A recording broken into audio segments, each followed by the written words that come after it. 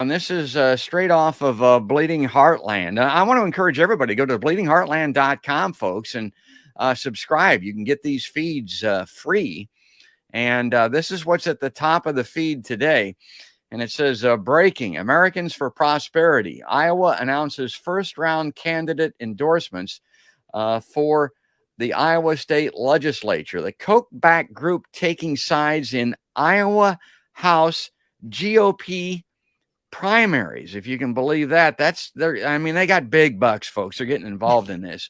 Just so folks that may not know, now this is from the Americans for Prosperity website, and it says, our mission through broad-based grassroots outreach, Americans for Prosperity, AFP, is driving long-term solutions to the country's biggest problems. That's what they're saying.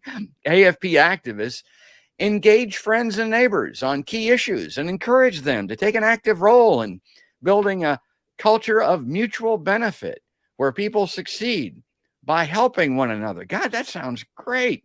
We recruit and unite concerned citizens in 35 states to advance policies that will help people improve their lives. Well, wow, that's a great mission. Okay, let's go to this in Bleeding Heartland. I want to read this now. Americans for Prosperity. Iowa announced its first two endorsements for Republican legislative primaries on January 13th. In both Iowa House districts, the candidates backed by the influential conservative lobby group will face more experienced GOP lawmakers in the June 7th primary. Now, here's the point that I wanted to get to. Based on that mission that you just heard me read, Drew Klein, state director of the Koch-funded network's Iowa chapter, declined to comment, for the record, about the reasons underlying AFP Iowa's 2022 primary endorsements. Now, Laura, I talk about this on the podcast quite a bit, and it's kind of my litmus test, and I don't think it's ever failed. But I asked Laura Bellin from Bleeding Heartland to come on Podcast by George. Man, she's there. I mean, she's got a story to tell. She wants to share the wealth. She wants to help get this knowledge out to folks. Glenn Hurst, the progressive that's running for Grassley seat amongst the Iowa Democratic candidates, man, he was on. Yeah, I'll come on a couple hours. I mean, those are the people that I know and trust. Matthew Ho. I mean, yeah, he's coming on the show. But these people, when you ask them to go on the record, just simply to confirm something that they've already said and they won't do it, that's trouble. That's something to worry about. Well, I mean, in fairness to Drew Klein, it's not that he wouldn't confirm that they endorsed those candidates. He just didn't want to get into their strategy. And I have to say that didn't surprise me too much, even on the progressive side. I mean, I found that political action committees and lobby groups, they often don't want to speak on the record about what they're thinking and how they're going to approach elections where they're endorsing candidates. So I wasn't too surprised that he didn't want to elaborate.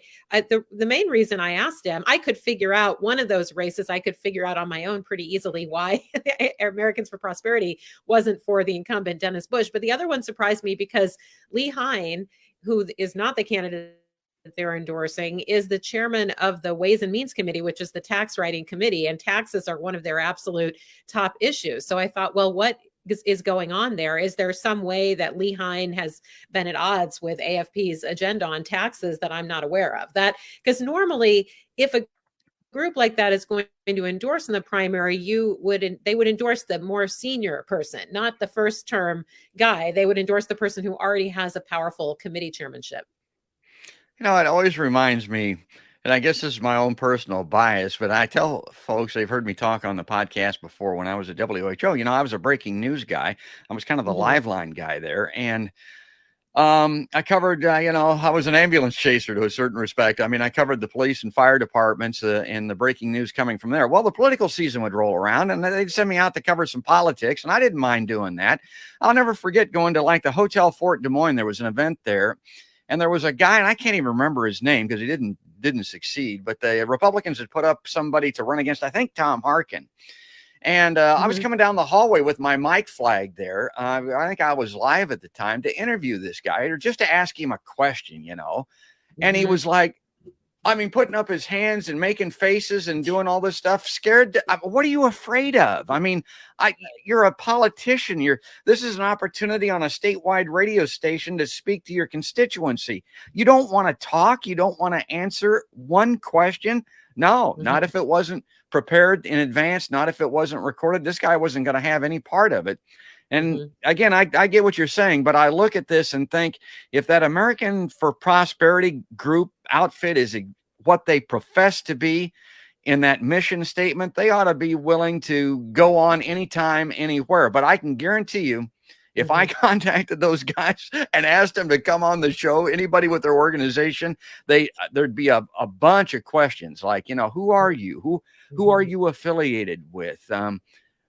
I don't know. It's just the nature of the beast. It's my own bias, but that's the way that I've felt about it for many years.